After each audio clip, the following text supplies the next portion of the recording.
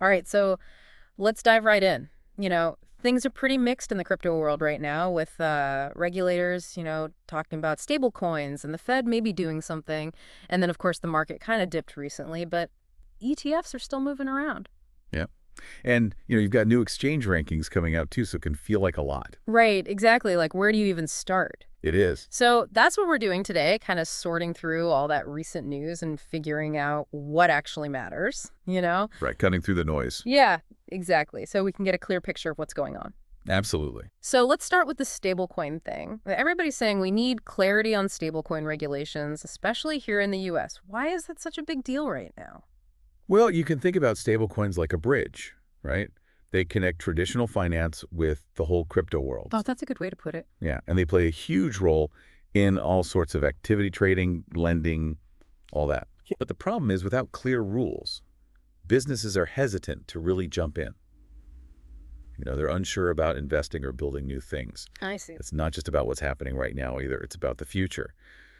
All these new decentralized finance applications, they rely on these stablecoins, these digital currencies that are, predictable and steady. Makes sense. Imagine you're trying to plan a road trip, but you have no idea what the rules of the road are. Oh, that's a good analogy. Yeah. That's kind of where we are with stablecoins right now, so it's a pretty big deal. It definitely sounds like it.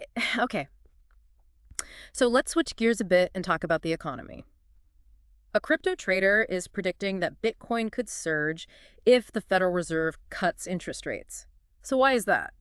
Well, generally, when interest rates go down, the riskier assets like Bitcoin become more appealing. Oh, Think about it when borrowing is cheaper. Investors tend to look for bigger potential returns, more than they'd get from traditional investments. right. So if the Fed cuts rates, we might see more money flowing into Bitcoin. Hmm. And since Bitcoin is kind of the king, it dominates the market, that often means other cryptocurrencies go up in price too. Oh, interesting. It really makes you think about how much crypto is actually tied to, broader economic policy. Yeah, for sure.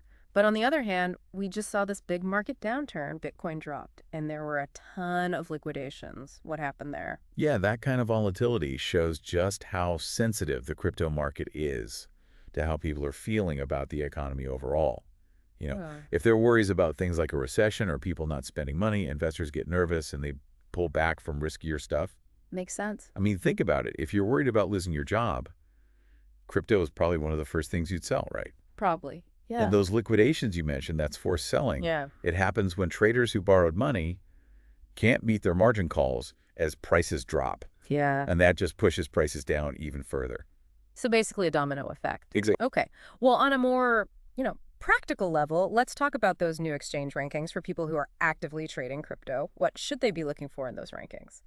Yeah, I mean, if you're choosing where to trade, the big things are fees, security, and ease of use. Right. You don't want to lose your profits to high transaction costs. Of course. And security is crucial.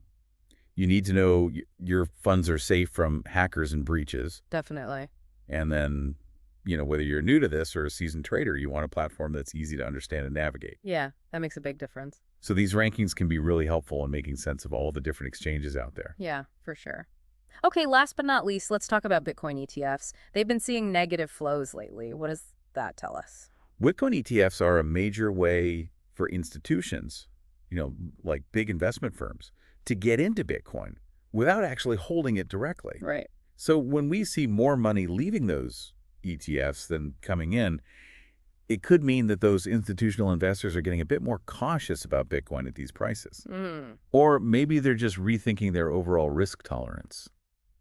Yeah, it's all connected. It ties back to that overall uncertainty we've been talking about. So basically, we've got this situation where the industry wants clear rules for stablecoins, but then you've got the Fed potentially affecting prices. Right. And on top of that, the market's a bit jumpy, and some big investors seem to be pulling back a little. Exactly. It's like a tug of war right now. You've got all these forces pulling the market in different directions. Yeah, so it's super important to understand how all these things are connected. Absolutely. I mean, that uncertainty around regulation, that could easily be contributing to the hesitancy we're seeing with those ETF flows.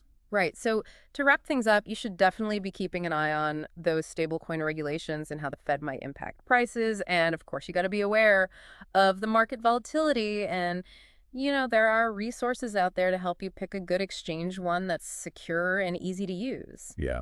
And remember, those big institutional investors are sending some signals too with those ETF outflows. So here's a thought to leave you with, given all these competing factors, the need for clarity on regulations, but then the possibility of big changes in monetary policy. What do you think could be the most unexpected development in the crypto market in the coming months? For someone like you who's trying to stay informed, what could really shake things up? Yeah, that's a great question. Yeah, it'll be interesting to see what happens. For sure. All right, well, thanks for breaking it all down. It was my pleasure. And until next time, happy diving. Happy diving. All right, see ya. See ya.